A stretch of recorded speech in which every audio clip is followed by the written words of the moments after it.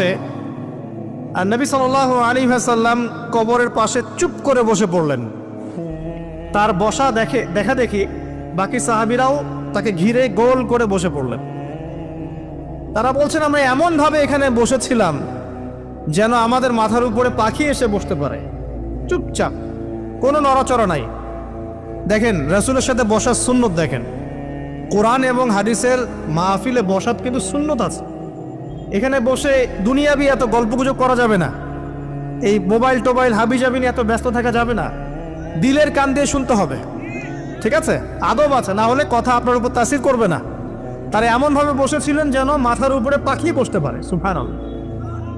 এবার নবী করিম সাল্লাল্লাহু আলাইহি ওয়াসাল্লাম বলছেন যে যখন মাইয়েতকে কবরে শোয়ানো হয় তখন সে